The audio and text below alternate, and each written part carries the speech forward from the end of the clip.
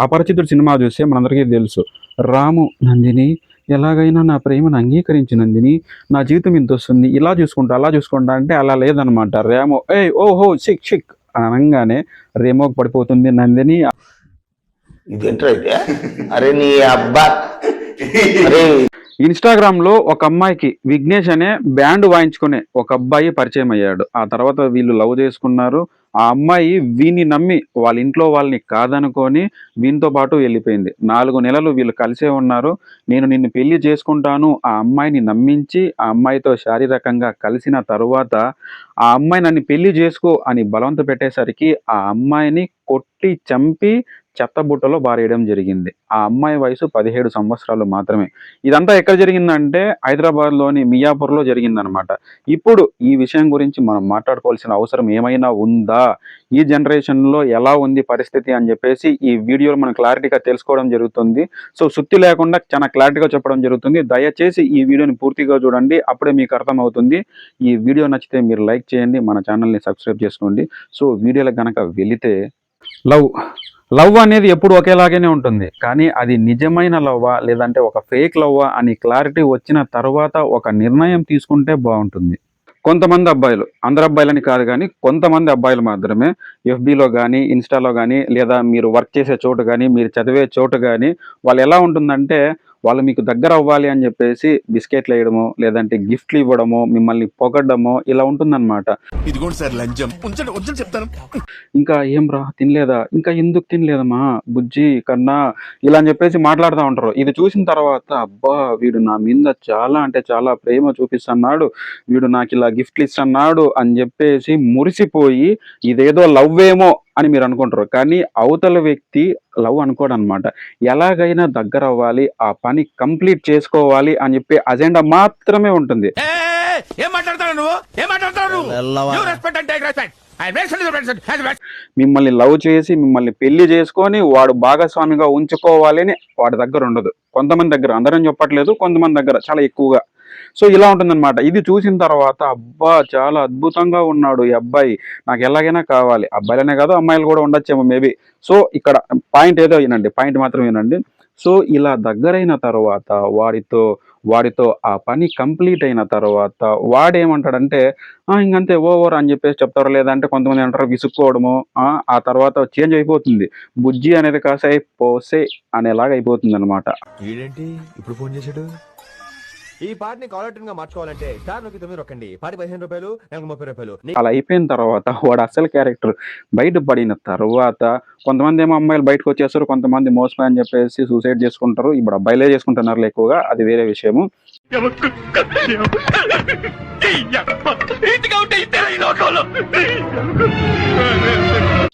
So, అలా వచ్చేసిన తర్వాత, ఆ తర్వాత అక్కడికి కుదరకపోగా గొడవలు పడి ఏదో విధంగా అయిపోయిన తర్వాత కూడా పెళ్లి చేసుకుంటారు. పెళ్లి చేసుకున్న తర్వాత ఎక్కడెక్కడో దూరంగా ఉండి ఫోన్‌లో "తిన్నావా బుజ్జి? ఆ! మా ఇంకేంరా ఇంకా పడుకోలేదారా?" ఇలా చెప్పిన వాడు ఆ పక్కనే కలిసి మెలిసి ఉన్నప్పుడు ఒకే ఇంట్లో, ఒకే చోట కలిసి బతికే సమయంలో ఇద్దరికీ ఒక మైండ్ సెట్ అనేది అర్థమైపోతది. చిరునవ్వు ఎందుకు నీకు నడక వాడి మైండ్ సెట్, వీళ్ళ మైండ్ సెట్ అడ్జస్ట్ అవ్వక విడాకులవుతాయి. లేదంటే కొంతమంది కొట్టి చంపుతారు. కొంతమంది వాళ్ళంతకు వాళ్ళే సూసైడ్ చేసుకొని చచ్చిపోతారు. సో, ఇదంతా అవసరమా?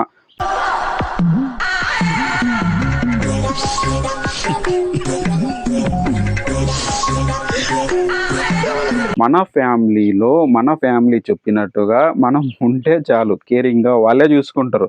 ఇవన్నీ కాదనుకోండి ఇంకా ఎక్కువ మంది బ్యాడ్ బాయ్ క్రష్, ఎక్కువగా 99% అమ్మాయిలకి బ్యాడ్ బాయ్ క్రష్ అనేది ఉంటుంది. అది ఎలా ఉంటుంది అంటే క్లాస్ రూమ్‌లో లేచి లెక్చరర్‌ని లేదంటే టీజ్ చేసేవాళ్ళు గానీ, లేదంటే ఎక్కువగా కుల్లి జోకులేస్తూ క్లాస్ రూమ్‌లో గట్టిగా అరిచే వాళ్ళకి అబ్బా! వావ్! ఆ అబ్బాయి ఇలా ఉన్నాడు అని చెప్పేసి అలా అనుకోవడము. ఆటో స్టైల్‌గా అనిత ఓ అనిత అందమైన అనిత ఇలాంటి తరహా పాటలు ఏవైతే పెట్టడము.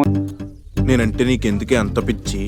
నువ్వు ఆటో చాలా స్టైల్ గా నడుపుతావునా? హ్యాపీ హ్యాపీ బర్త్డేలు ఇట్లాంటివి పెడతాంటారు కదా. సో అలాంటివి పెట్టడం వల్ల వాళ్ళ ఎజెండా కూడా ఏంటుందంటే మరి గుట్కా బాగా నమిలి తుప్పని స్టైల్గా ఉంచే వాళ్ళకి, ఇలాంటి వాళ్ళకి అమ్మాయిలు ఈజీగా అట్రాక్ట్ అయిపోతుంటారు. ఇదంతా ఏంటంటే బ్యాడ్ బాయ్ క్రష్. ఇది వాళ్ళకి దగ్గరైన తర్వాత వాళ్ళతో ఆ పని జరిగిపోయినా కూడా, లేదా ఏదర్ జరగకపోయినా కూడా, జరగలేదు అనుకో ఆ పని, పెళ్లి చేసుకుందాం అంటాడు. పెళ్లి చేసుకున్న తర్వాత అయిపోయింటుంది. ఆల్రెడీ మనకి పెళ్లి కూడా అయిపోయి ఉంటుంది. సో ఇదంతా జరిగిన తర్వాత, పెళ్లి అయిపోయిన తర్వాత అప్పుడు అర్థమవుతుంది, అయ్యో వేసుకోండి అమ్మా, వేసుకోండి, తలుపులు వేసుకోండి. వీడు ఒక బ్యాడ్ బాయ్ అప్ప, నాకు అప్పుడు బ్యాడ్ బాయ్ క్రష్ వాళ్ళు ఇలా దగ్గర అయ్యానే, నా జీవితాన్ని నాశనం చేసుకున్నానే అని చెప్పేసి అనిపిస్తుంది అనమాట. ఆ అమ్మాయి వయసు 17 సంవత్సరాలు. ఈ జోక్ చేయట్లేదు, చాలా సీరియస్గానే చెప్తున్నాను. ఆ అమ్మాయి వయసు 17 సంవత్సరాలు అంటే ఆ వయసులో ఎలా ఉంటుందంటే, వాడు ఒక బ్యాండ్ వాయించుకునేవాడంట.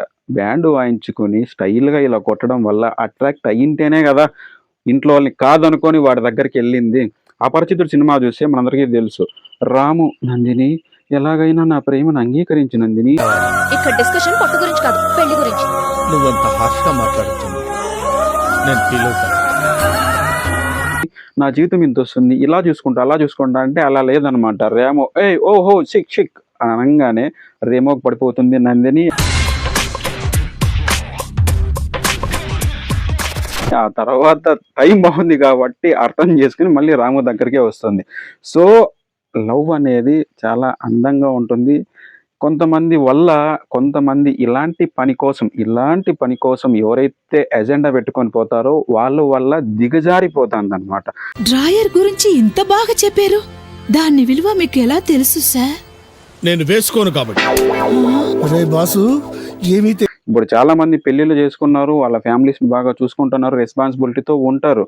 మనం సెలెక్ట్ చేసుకునే పర్సన్, మనం లవ్ చేసే పర్సన్ ఎలాంటోడు అని మనం గమనించాలన్నమాట. ఏదో వీక్ మూమెంట్లో ఇంట్లో వాళ్ళు తిట్టారనో, లేదంటే వేరే ఎవరు తోడు లేరనో, ఇంట్లో ఎవరో వేరే వాళ్ళకి చూపించుకోవాలనో, ఫ్రెండ్స్తో హవా కోసం చెప్పుకోవాలనో, గర్ల్ ఫ్రెండ్స్ కానీ బాయ్ ఫ్రెండ్స్ కానీ ఇలా పోయినారంటే సంక నాకిపోతుంది జీవితం. సంక నాకపోయినా పర్వాలేదు కానీ సూసైడ్లు చేసుకొని, లేదంటే వేరే వాళ్ళ చేతుల్లో చచ్చిపోవడం కానీ ఇలా జరిగితే ఎలా ఉంటుంది చెప్పు? ఫ్యామిలీ పరువు పాయ, ఆ తర్వాత నీ బతుకు ఇలా అయిపోయా, ఇంకేం చేయమంటావు, ఇంకేం మిగిలింది? సో మంచిగా చదువుకొని మంచిగా ఒక స్టేజ్కి వచ్చిన తర్వాత పర్సన్, ఇప్పుడు ఇటు పైకి ఎదవలాగా అంటారు కానీ సెంటిమెంట్స్ ఎక్కువ. హస్బెండ్ అండ్ వైఫ్ రిలేషన్లో లవ్ అనేది ఉంటుంది.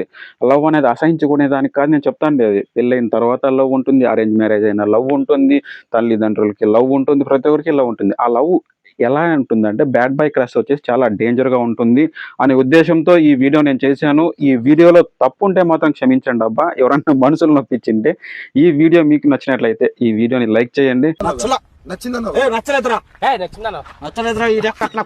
మన ఛానల్ని సబ్స్క్రైబ్ చేసుకోండి. ఇలాంటి వీడియోలు మళ్ళీ మళ్ళీ మీకు చూడాలనిపిస్తే బెల్ సింబల్ మీద ఆన్ చేసి పెట్టుకోండి, నోటిఫికేషన్ ఆన్ చేసి పెట్టుకుంటే డెఫినెట్గా నేను చేసే వీడియోలు ఫర్దర్గా మీకు నోటిఫికేషన్ వస్తాయి, అవి మీరు చూడొచ్చు అనమాట. ఈ వీడియో ఎవరికన్నా యూస్ఫుల్ ఉంటుంది అని అనుకుంటే ఈ వీడియోని షేర్ చేయండి. మీ ఒపీనియన్ ఏదేమైనప్పటికీ కామెంట్ రూపంలో తెలియజేయండి. జై హింద్.